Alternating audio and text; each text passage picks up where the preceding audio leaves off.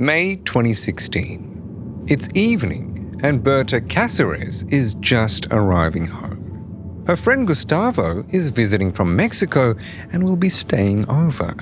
Since the last time he saw her, Berta's won the highest award for grassroots activism, the 2015 Goldman Environmental Prize, worth almost $270,000. And she wins it for protecting a river sacred to the indigenous Lenca people. El Río Gualcarque nos ha llamado, así como los demás que están seriamente amenazados en todo el mundo. Debemos sacudir.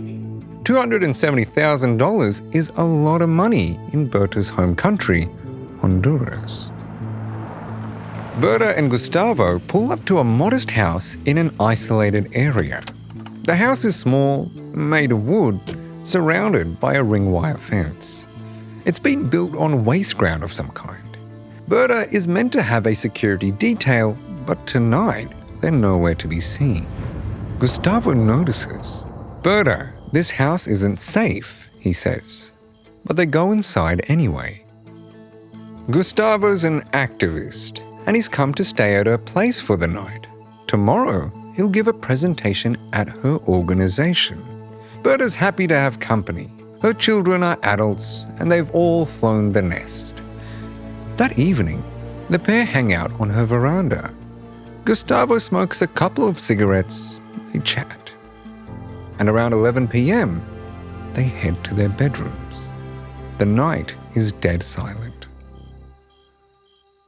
Gustavo lays in bed, working away on his computer, when suddenly there's a loud crash from somewhere in the house, like a cupboard or something heavy has fallen over.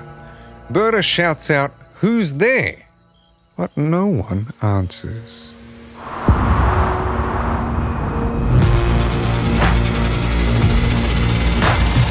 Hello, my friend. I'm Aslan Pahari, and this is Assassins, the show where we tell the stories of the world's most shocking assassinations. And today, the killing of Berta Cáceres, an indigenous activist in Honduras murdered for defending a sacred river.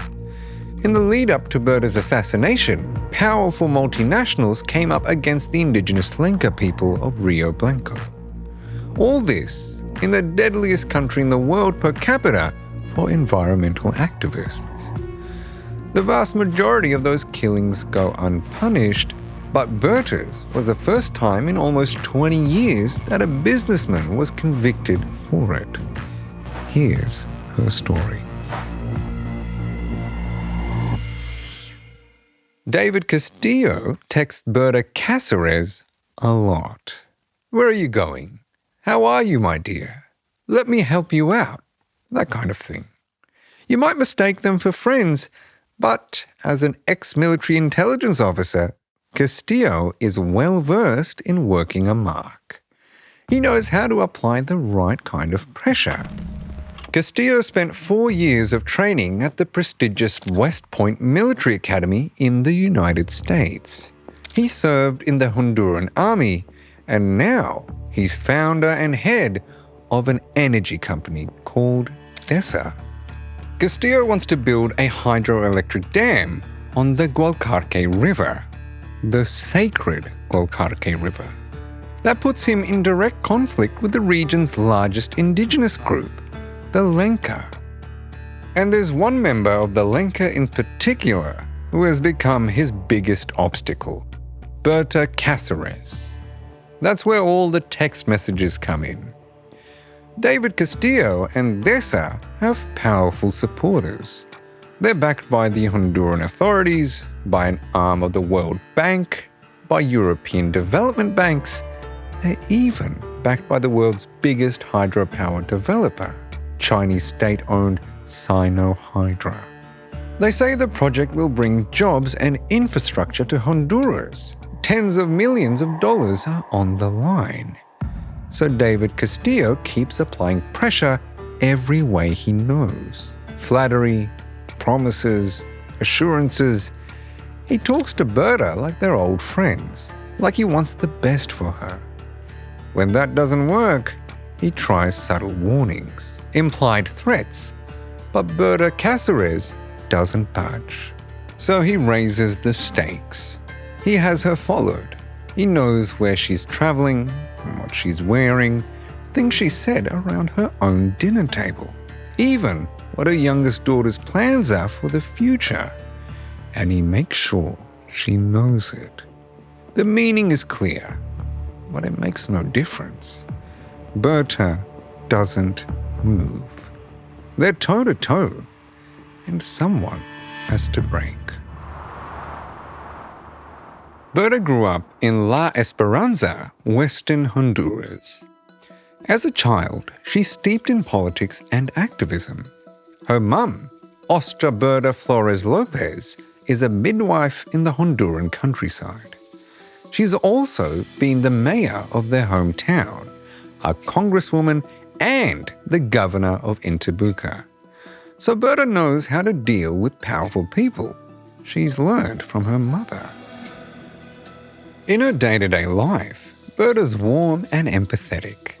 But when she goes up against authority, she can make herself big and intimidating.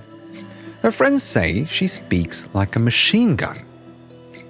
At age 22, she sets up the organization that will become central to her life's work. The Council of Popular and Indigenous Organizations of Honduras, or COPIN. With it, she will go on to block some of the world's biggest companies wanting to profit from her country's resources. It's 2006. Berta is now 35 years old. A Lenca community in Rio Blanco begins noticing strangers taking measurements along their roads. Trucks, tractors, and construction equipment start arriving. The locals fear for their sacred Gualcarque River. They're not sure who's behind it, but they do know one thing. It's time to call in the cavalry, Berta Cáceres and COPIN. What the Lenca see happening in their backyard is happening all over Central and South America. American, Chinese, and European developers all want a slice of these pristine lands and waters for logging, for cattle grazing, for hydroelectric dams. By 2010, the DESA Consortium has begun construction on the dam in their community. The Lenca say there hasn't been a proper consultation process. They argue that the dam will breach international protections for Indigenous people, and that it will likely contaminate the water and land nearby. DESA says the protesters will oppose any development no matter what it involves. It says they have all the right approvals and that the Lenca are trespassing. What follows are court cases and a dial-up of civil disobedience. April Fool's Day 2013. A group of Lenca gather by an ancient oak tree on the banks of the Rio Gualcarque. They position themselves between the dam project machinery and their river. Excavators, bulldozers, trucks, nothing can get through. They're planning to stay there until the project is withdrawn. Many turn up barefoot. They live simple, sustainable lives, and they're here to defend that harmony. They dig a trench to block the road down to the river. They erect a stick and wire fence, and they settle in. Family and friends come and go so that there are always people maintaining the blockade. The Lenca aren't a small group of tribes. They're a network of over 600 communities in Honduras alone. While they wait DESA out, they read each other passages from the Bible. Many Indigenous communities here have converted to Catholicism after repeated conquests of the region, but they keep aspects of their traditional nature worship alive. The Lenca believe that they are the ancestral guardians of the river, which is inhabited by feminine spirits in the form of 3 little girls. The river must be allowed to flow freely. Their peaceful blockade lasts for almost 2 years. But the peace is one-sided. Berta and COPIN face a campaign of threats, harassment, and trumped-up legal charges. Every now and then, the Honduran authorities provide Berta with protection, but it can't be counted on. Her security often just don't show up. Berta is growing more and more concerned. She confides in her sister, quote, "The messages never stop. The harassment never stops. They have me under surveillance. They don't care that I have children. Those sons of bitches are going to kill me." When her children start getting threats, she sends them abroad. 2 daughters and a son flee. Berta stays. But Berta is hardly the only target. Coping says many of their Indigenous leaders have been detained, interrogated, and threatened. Their vehicles have been sprayed with bullets. Windows in their houses have been shot out. Just months into their human blockade in 2013, Berta's colleague, Thomas Garcia, is shot dead by soldiers. The soldiers had been protecting the dam site when Chinese workers started construction. A year later, another local colleague, Maria Dominguez, is slashed by machete-wielding assassins. She'd been part of the blockade since day one. The attack leaves her with a deep scar across her face. When her husband and son come to her aid, they're injured too. One of the attackers cuts off her 12-year-old son's ear. But while Thomas Garcia was killed by soldiers, Maria's is a different story. It wasn't soldiers who hurt her, but her own neighbours. Locals who want developments like the dam to go ahead. Not everyone wants to keep living the way they have been. Some see environmentalists as hindering progress, preventing them from escaping poverty. Most Lenca farm cash crops like coffee, subsistence crops like corn, beans and squash, or fish the local waters.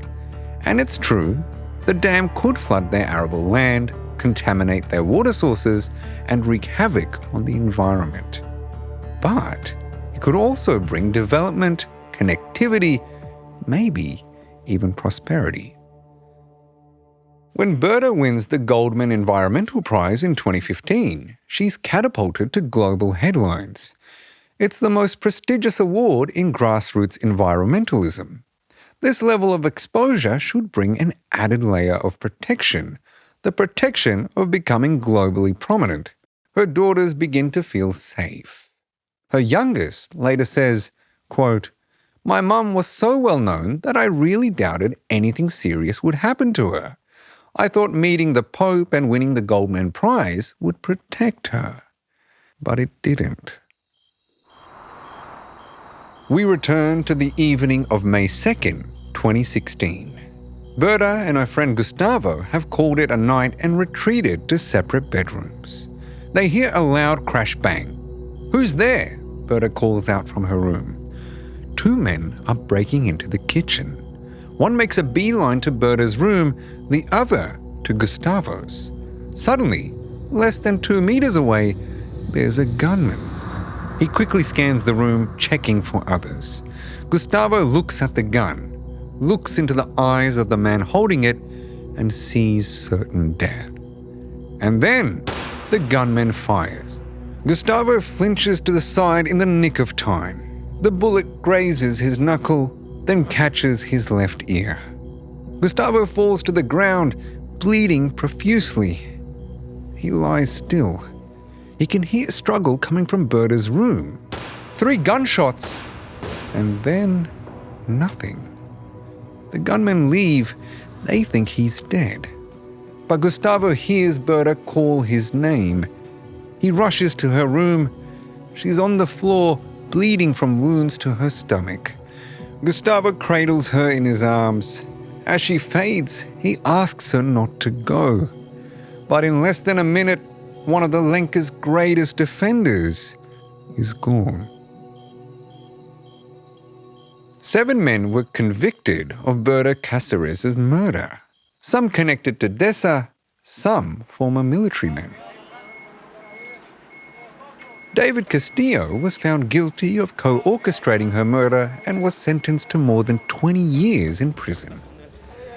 But his co-conspirators aren't even identified by the court. And what about the dam that cost Berta and others their lives?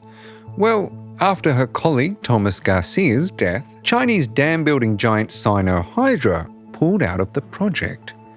And after Berta's death, Dessa's 3 major backers also withdrew. So did German engineering firms like Siemens, who were supposed to supply components. In 2018, the project was halted indefinitely. You might think, well, that's it for this damn project in Honduras. But it hasn't been officially cancelled yet. With more funding, the project could be revived. A few days before she was killed, Berta had tried to prepare her children. "This country is f***ed," she said. "But if anything happens to me, don't be afraid." Berta's daughter, Berta Zuniga, has taken up her mother's advice and her cause. She's now the head of COPIN, the organization Berta created. "Her spirit accompanies and protects me," Zuniga says. "I know she's with me."